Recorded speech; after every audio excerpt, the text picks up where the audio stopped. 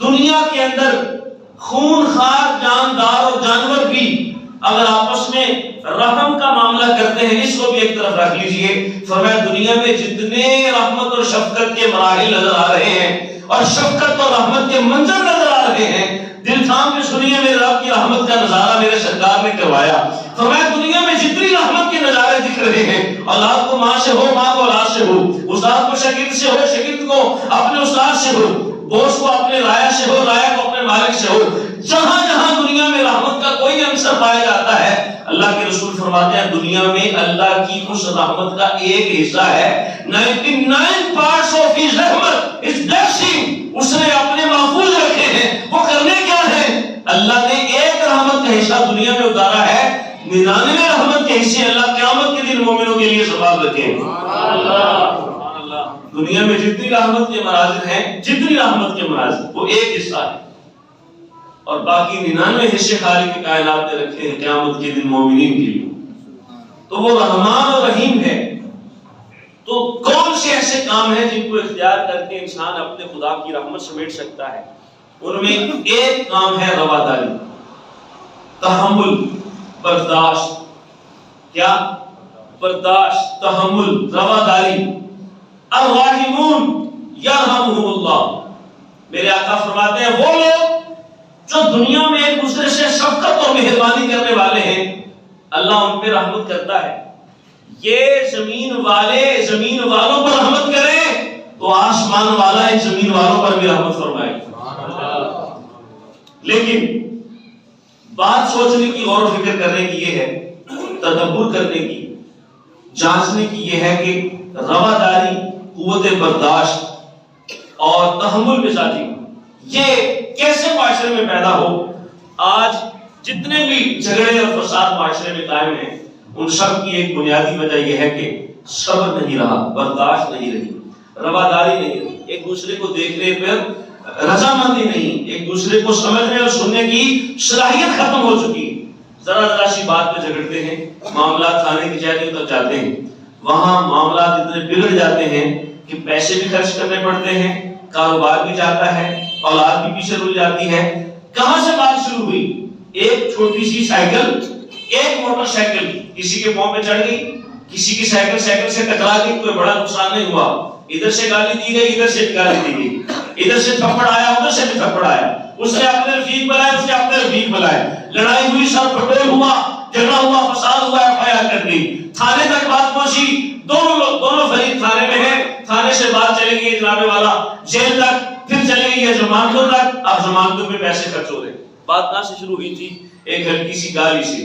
اگر وہاں برداشت کر لیا جاتا، نہ تھپڑ لگتا، نہ گالی آتی، نہ جھگڑا ہوتا، نہ فساد ہوتا، نہ مال ضائع ہوتا، نہ معاشرے کا امن تباہ ہوتا۔ ایک چھوٹی سی بات، رواداری، تحمل، برداشت، یہ جس شخص کے اندر ہے، خالق کائنات کی رحمت کا وہ حصہ سمیٹ سکتا ہے۔ دیکھیے بات سنیے، 3 چیزیں ہوتی ہیں شریعت کے اندر۔ ایک ہوتا ہے عدل، کسی نے آپ کے ساتھ ظلم کیا، آپ اتنا ہی اس کے ساتھ ظلم کر لیں۔ کسی نے تھپڑ مارا، آپ اتنا ہی تھپڑ مار سکتے ہیں، شریعت اجازت دیتی ہے۔ اگر کسی نے ظلم ایسا کیا، زیادتی کی کسی نے، اسے کہتے ہیں عدل، بدلے کا بدلہ، جیسا کیا ویسا کر دو۔ لیکن اگر اس نے 1 مارا ہے تم 2 مارو گے تو ظلم کرو، اور ظالم اللہ کو پسند نہیں۔ عدل کیا ہے؟ جتنا کسی کا نقصان ہوا اتنا دوسرے کا ہو جائے، یہ عدل ہے۔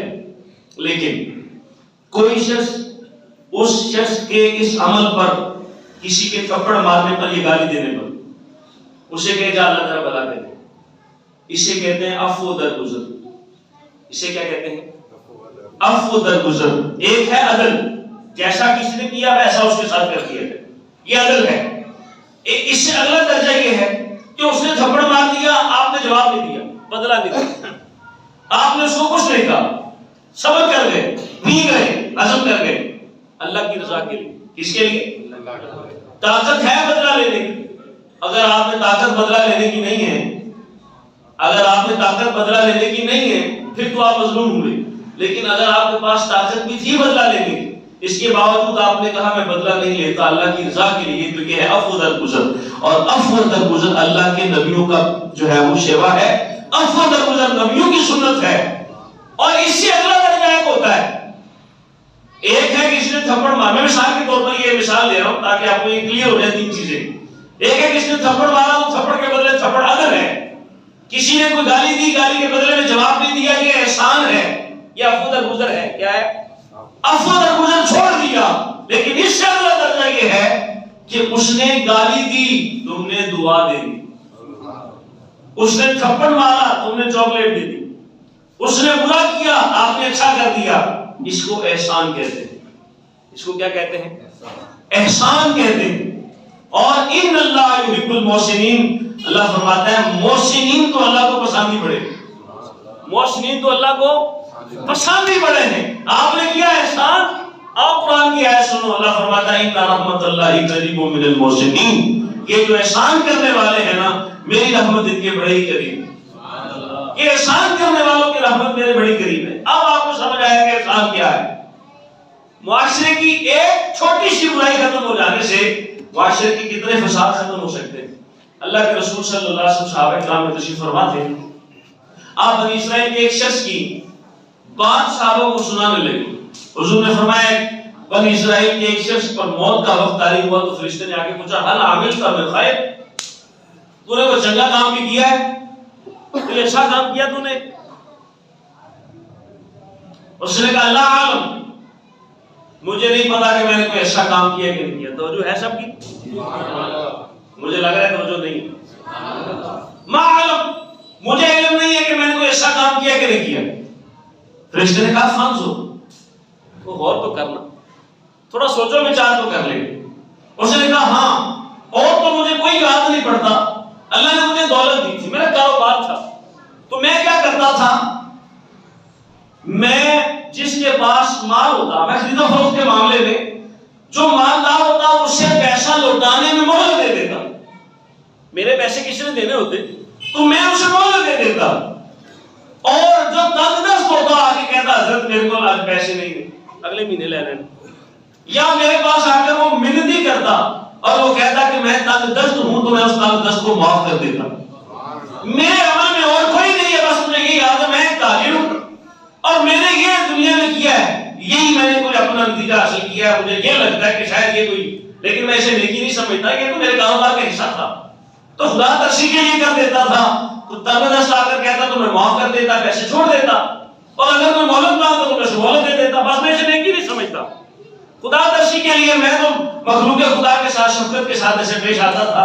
خالق کائنات نے فرمایا جسے تو نیکی نہیں سمجھتا یہی تو سب سے بڑی نیکی ہے. فَأَدْخَلَهُ اللَّهُ فِي الْجَنَّةِ، اللہ کے رسول فرماتے ہیں اللہ کو یہی عمل پسند آیا، فرشتے سے فرمایا روح نکالو اور سیدھا جنت میں داخل کر دو. سیدھا جنت میں داخل کر دو. چھوٹے چھوٹے معاشرے کے وہ کام جنہیں ہم چھوٹا سمجھ رہے ہوتے ہیں وہ اللہ کی نظر میں کتنے بڑے ہیں، کتنی اس کی جان ہے اور اس کے پیچھے کتنا صبر ہے. آپ کے سامنے صرف ایک مثال رکھی ہے میں نے. رواداری ہے یہ کیا ہے؟ رواداری. کسی نے مہلت مانگی تو مہلت دے دی جائے. دکان کے معاملات ہیں، وہ کہتے ہیں صوفیہ کرام نے فرمایا کہ جو صحیح معنی میں مومن کاروباری تاجر ہوتے ہیں نا، 1 کلو میں کتنے گرام ہوتے ہیں؟ 1000 گرام. کتنے ہوتے ہیں؟ کہا دنیا والوں کے کلو میں 1000 گرام ہوں گے، لیکن جو مومن ہے اس کا کلو 1100 گرام کا ہوتا ہے. وہ تھوڑی سی چیز اضافی دے دیتا ہے. کس وجہ سے؟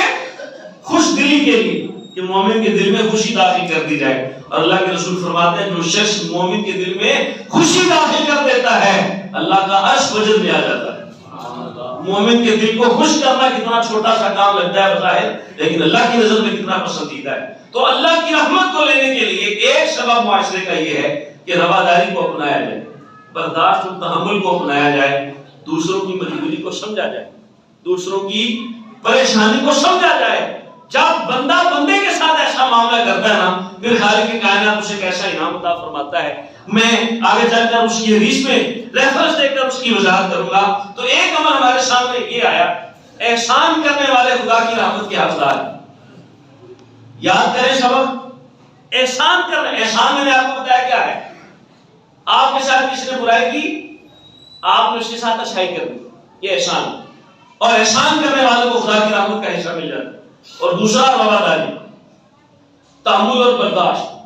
یہ عمل اپنا کر انسان خدا کی رحمت سمجھ سکتا ہے۔ اور تیسرا کام لوگوں کے درمیان صلح کروانا، لوگوں کے درمیان بولو، لوگوں کے درمیان صلح کروانا۔ لیکن بدقسمتی سے میں جس دور میں جی رہا ہوں، اس ماڈرن ایرا کی ٹریجڈی سمجھ لیجئے، حادثہ سمجھ لیجئے کہ صلح کروانا تو ایک طرف رہا، لڑائی ہو جائے تو آگے جا کر لوگ بھڑکانے کی کوشش کرتے ہیں، کام کوئی نہیں کرواتا۔ لوگ تماشا دیکھنے کی کوشش کرتے ہیں، چھڑوانے کی کوشش نہیں کرتے۔